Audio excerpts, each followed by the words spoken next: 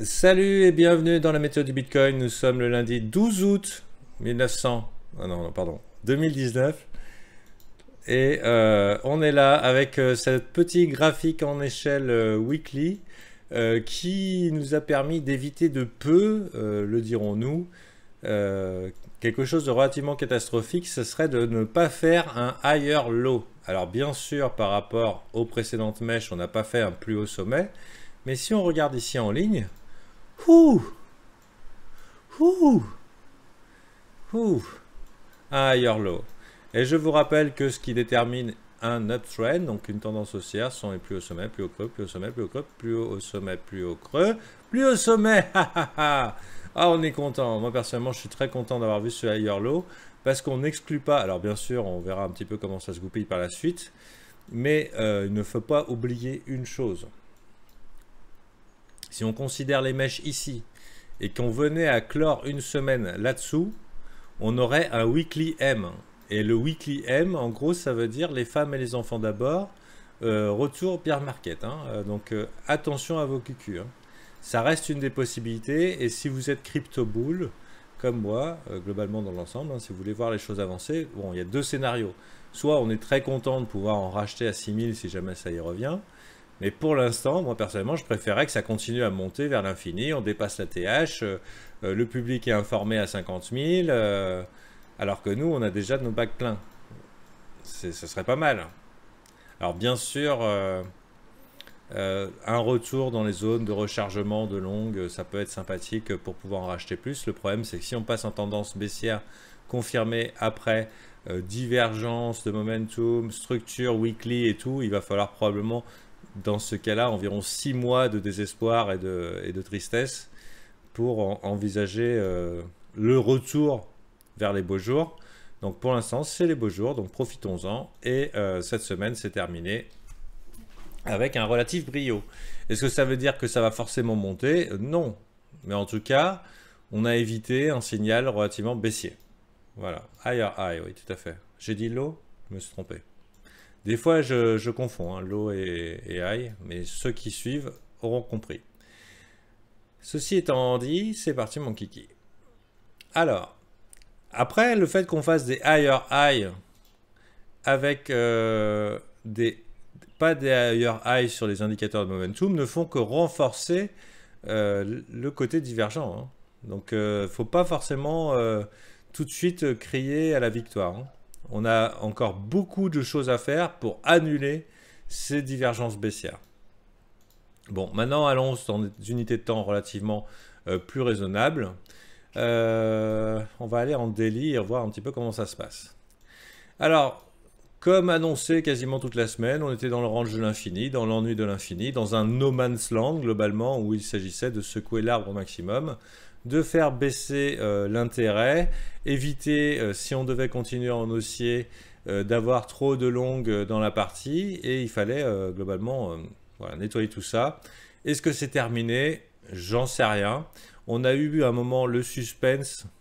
Alors, ici, c'est pas un M, en tout cas en daily, donc pour l'instant, encore un petit peu d'espoir, mais c'est un peu divergent quand même au niveau du momentum ici. Au niveau du RSI, on a une structure en double top sur le RSI, donc pas très jolie, et probablement qu'on pourra avoir une impulsion baissière dans quelques jours si le MACD venait à traverser la zone des zéros. Personnellement, je pense que sur tout ce qui est un petit peu plus bas, on vient de taguer, alors on vient de toucher, alors déjà constater que le biais institutionnel et haussier, EMA 9 et EMA 18, donc la jaune et la bleue sont bien séparées et pour l'instant, tant qu'elles n'ont pas croisé, les institutions vont trouver dans les dumps des occasions de longues. Ils ne vont pas chasser les shorts. En 4 heures, c'est autre chose. Et généralement, les signaux de croisement arrivent d'abord en 4 heures. Mais bon, c'est la baston quand même. C'est la baston quand même. Ça peine quand même à descendre. J'ai eu du mal à me faire à l'idée que c'était la fin du move baissier tant qu'on n'avait pas touché le 0,382, le premier arrêt le premier arrêt sur le FIB et pas manqué. Ici, ping, on ne vient pas le toucher, ça remonte, allez, tout le monde dit long, long, long, et chac, hop, le premier arrêt, ça n'a pas manqué, qui était donc la première location agressive, si vous étiez boule, qui correspond en plus aux sommets qui sont là, donc c'était peut-être une opportunité de rentrer pour repartir à l'envers. Je dirais que la réjection ici violente du marché et la réabsorption finalement de cette chute quasiment instantanée, hein, ça s'est passé dans l'ordre des 10-15 minutes, c'était plutôt boule, puisque finalement ça transforme cette mèche en un magnifique bear trap. Est-ce que ça veut dire forcément que c'est terminé?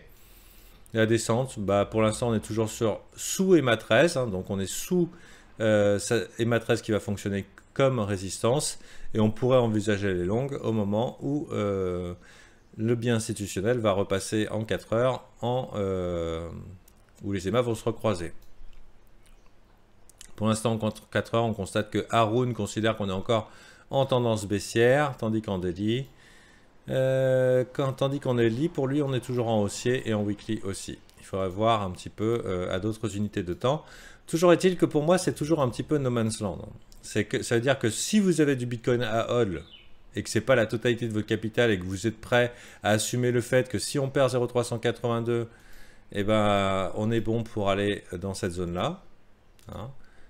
Comme j'avais dit, ça serait très étonnant qu'on ne vienne pas revisiter les 10 600, mais ce qu'il y a, c'est que la probabilité est du côté du 10 600 qui est un peu plus haut du coup.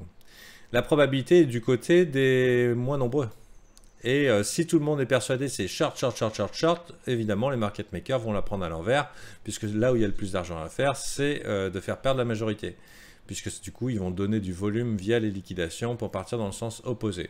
Est-ce qu'on pourrait considérer qu'on a un setup de continuation haussière qui se présente? On pourrait regarder. Donc là, il va falloir voir. Hein. Si on fait une structure boule au niveau du 0,382, on est parti pour un mouvement de continuation ABCD. Comme ça. Hop. Et du coup, pas mal si vous avez du Bitcoin à hodl. Si on ne fait pas ça, on va probablement, les prochains arrêts vont être dans la zone de rechargement ici, histoire de briser quelques cœurs. Clac, clac, clac. On regarde en 4 heures comment ça se passe. En 4 heures, on a eu une petite structure bullish qui s'est offerte. Un W, donc plutôt pas mal. Mais ça reste encore hésitant. Et je regarde un petit peu en 4 heures. Est-ce qu'on a nos 3 lots?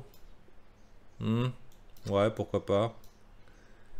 Je vais tout effacer. Je vais virer Haroun qui va pas nous donner plus d'informations pour aujourd'hui. Bon, là, comme vous le constatez, ici, ce trou dans le volume profile, généralement, c'est le genre de choses qui aime bien être rempli, hein, sous la forme d'un hémisphère ou alors d'une pyramide. Et ça laisse supposer que le prix pourrait rester coincé pendant longtemps là-dedans, quitte à faire chier pas mal de gens.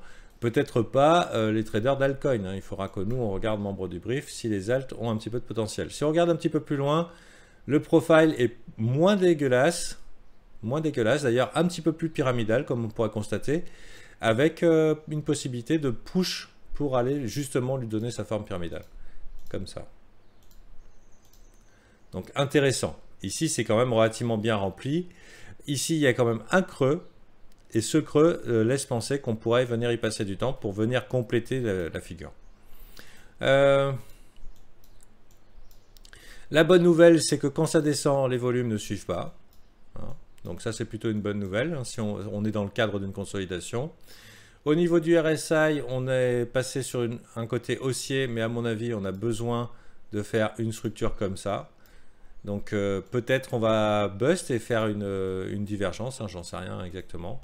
Personnellement j'ai exactement le nombre de Bitcoin que je veux pour hodl et le nombre de cash que je veux pour en acheter plus si ça tombe moins cher.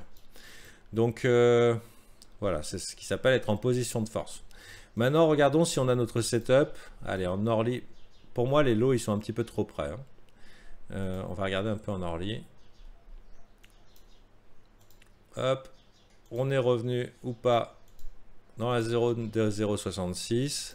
Alors, qu'est-ce qu'un setup? C'est quelque chose qui vous met un avantage probable, mais qui ne veut pas dire que vous allez avoir raison. Ce qu'il y a, c'est qu'il vous offre un risque-récompense supérieur à à ce que vous allez... vous gagnez plus que ce que vous allez perdre si vous perdez. Donc ceci étant dit, on arrive ici, on met un petit peu le signal. Le signal haussier serait le suivant. Si on venait à passer 11 840, ça sentirait vraiment caca pour les BR. Et donc pour nous, ça serait probablement notre signal haussier. Donc on n'est pas pressé. Moi, je vais mettre une petite alerte ici et on verra. Hop. Cela dit, on a besoin de davantage de faiblesse vis-à-vis des BR. Que peut-être on prenne le temps de faire ça au cours de la journée ou alors jusqu'à demain et en voulant que les BR perdent du terrain, tout simplement. Là, pour moi, ça me paraît un petit peu trop pentu pour que ça arrive et du coup, ça nous met en place quelque chose qui pourrait être apparenté à un bear flag.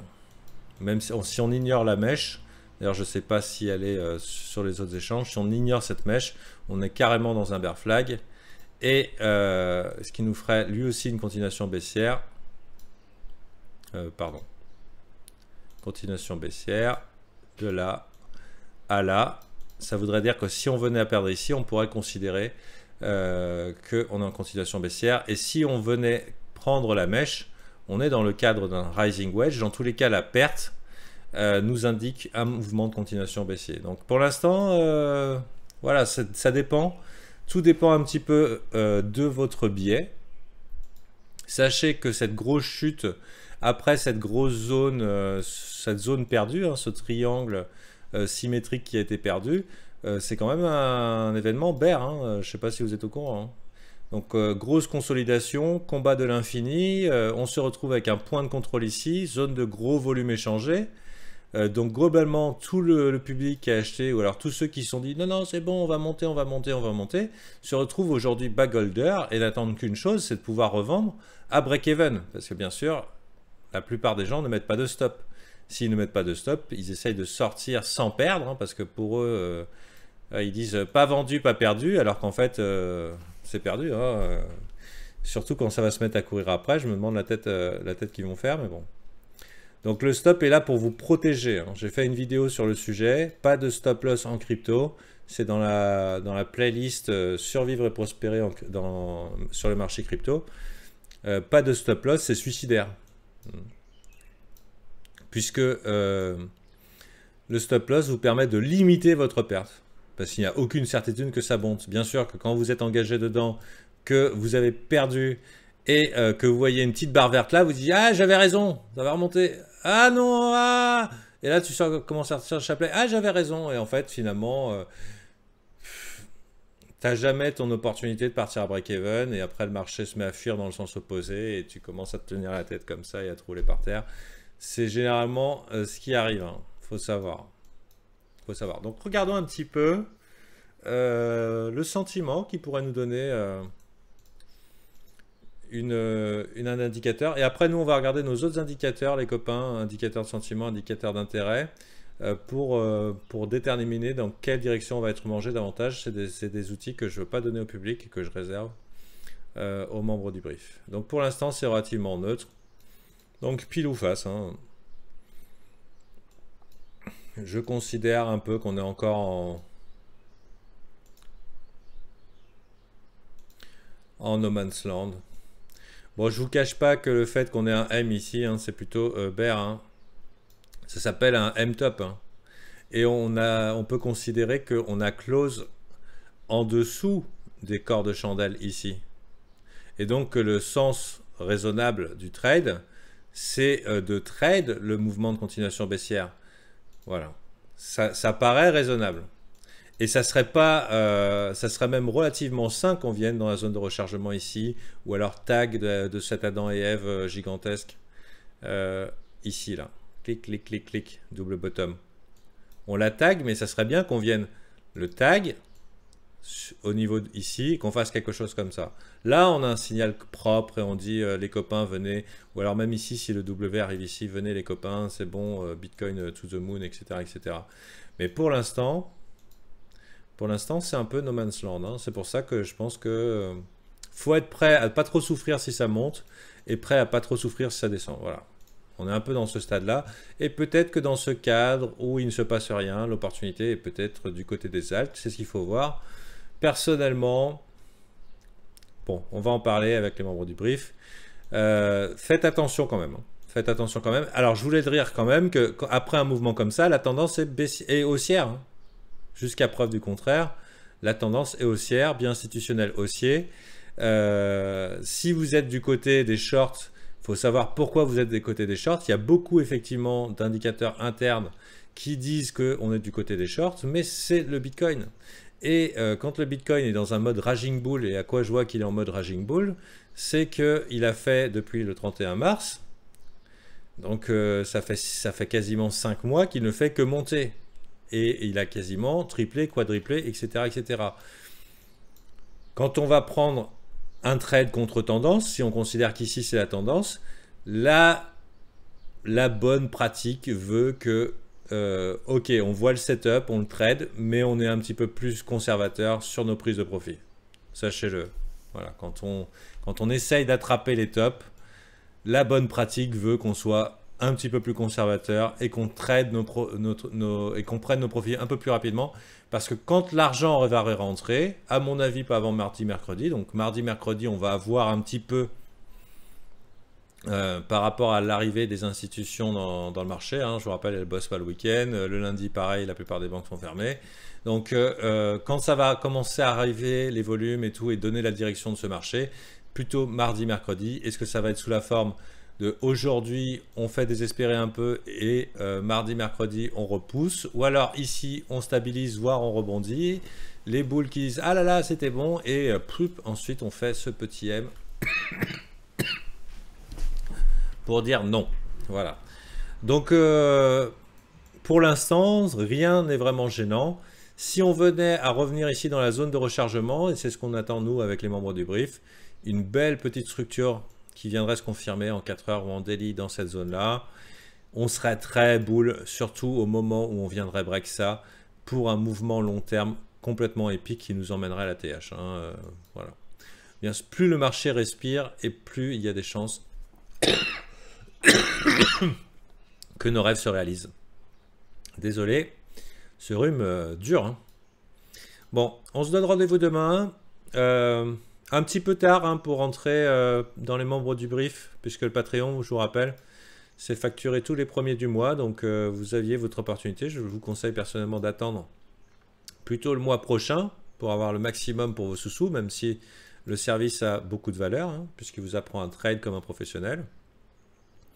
Et donc, je pense que si vraiment vous êtes très pressé de rentrer parmi les membres du brief, il faut passer par un paiement crypto qui vous offre 30 jours complets avec le robot qu'on a mis en place. Voilà. Bon, nous, on va regarder un petit peu nos autres outils, les copains, et je vous dis rendez-vous demain pour la météo du Bitcoin.